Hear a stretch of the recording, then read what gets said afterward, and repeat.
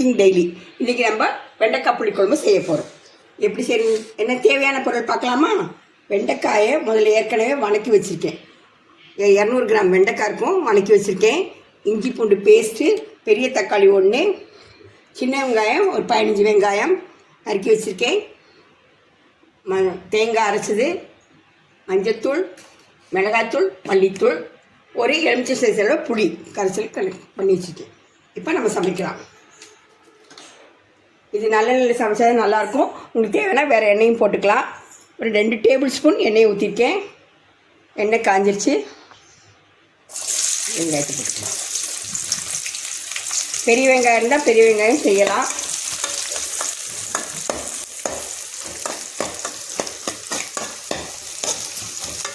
வெங்காயம் வணங்கட்டும்.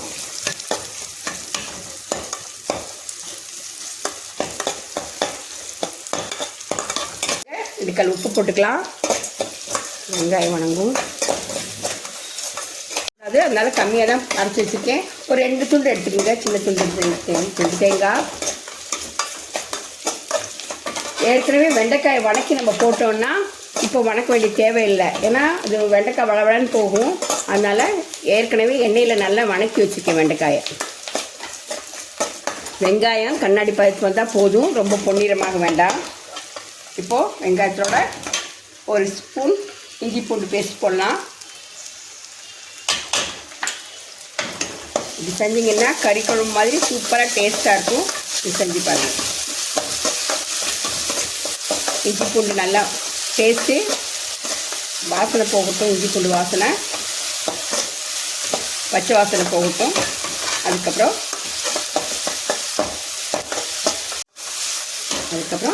தக்காளி போடலாம். தக்காளி நல்லா வணங்கணும். இந்த குழம்புக்கு சரி தக்காளி நல்லா வணங்கினாதான் டேஸ்ட்டு. தக்காளி அப்படியே இருந்தால் நல்லா இருக்காது. தக்காளி வணங்கட்டும். பெரிய தக்காளியாக 1 போட்டிருக்கேன். நீங்கள் மீடியம் சைஸ் தக்காளியாக இருந்தால் 2 போடுங்க. அப்பளம் பொரிச்சு சாப்பிடலாம். தேங்காய் சட்னி, வரமிளகாய், பூண்டு இதெல்லாம் வச்சு அந்த சட்னி கூட சாப்பிட்லாம். இந்த மாதிரி செஞ்சு பாருங்கள். ஒரு தடவை டேஸ்டிங் பண்ணி பாருங்கள். சூப்பராக இருக்கும் இந்த வெண்டைக்காய் குழம்பு.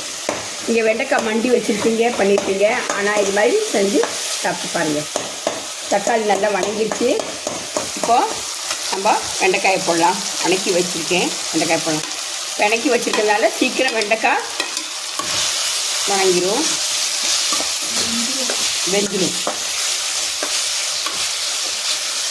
ஏன்னா வணக்காமல் போடணும்னா கொஞ்சம் நேரமாகும் வணக்கிறதுக்கு. அதனால தான் தனியாக எப்போவுமே வணக்கி வச்சுக்கோங்க வெண்டைக்காய்.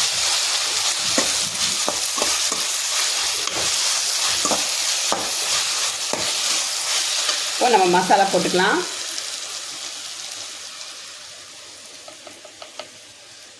மஞ்சத்தூள் 1/4 ஸ்பூன்,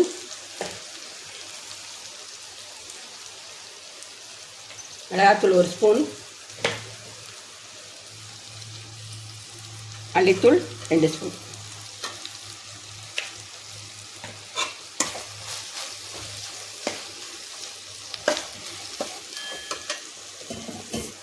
அடுப்பை சிம்மில் வச்சு செய்யுங்க. ஏன்னா மசாலா கறிடுச்சுன்னா குழம்பு நல்லா இருக்காது.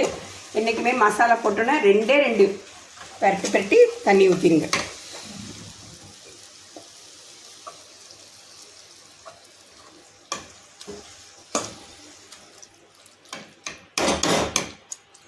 ஒரு 2 நிமிஷம் வெண்டைக்காய் வேகட்டும். ஏற்கனவே வணங்கினதால வெண்டைக்காய் சீக்கிரம் வெந்துடும். அதனால் ஒரு 2 நிமிஷம் வெண்டைக்காய் வேகட்டும்.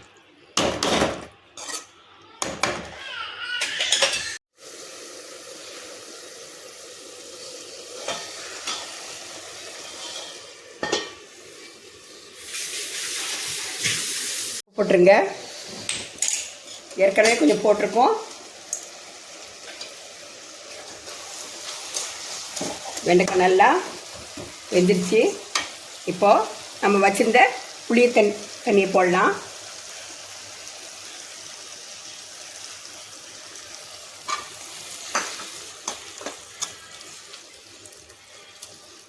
இது குழம்பு கொதிக்கும் போது உப்பு பார்த்துக்குங்க எவ்வளோ இருக்குன்னு.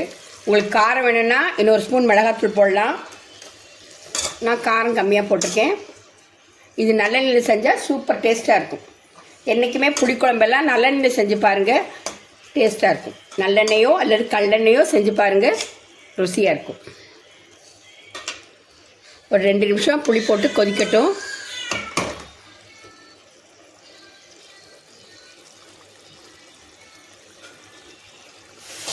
நம்ம வெண்டைக்காய் புளிக்குழம்பு நல்லா கொதிச்சு வர்றதுக்குள்ள லைக் பண்ணுங்கள், ஷேர் பண்ணுங்கள், மறக்காமல் கமெண்ட் பண்ணிவிட்டு டேஸ்ட் பண்ணி பார்த்து எப்படி இருக்குன்னு சொல்லுங்கள். தேங்காய் ஊற்றி நல்லா கலக்கி விட்டு ஒரு 2 நிமிஷம் கொதிக்கட்டும்.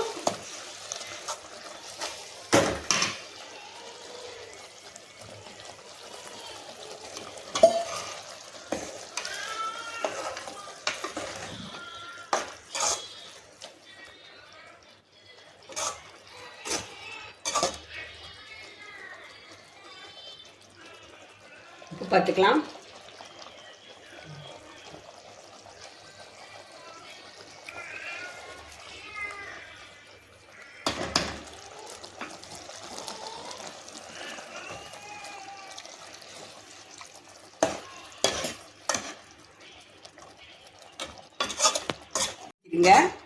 தண்ணி ஊற்றி இப்போ தேங்காய் எல்லாம் போட்டிருக்கோம் இல்லையா, கொஞ்சம் குழம்பு ஒரு 2 நிமிஷம் வேகட்டும். வெந்தோடனே நம்ம இறக்கிடலாம். கொத்தமல்லி தழை போட்டு இறக்கிடலாம். கொதிச்சிச்சு, 5 நிமிஷத்துக்கு மேலே ஆயிடுச்சு. இப்போ கொத்தமல்லி தூவி இறக்கலாம்.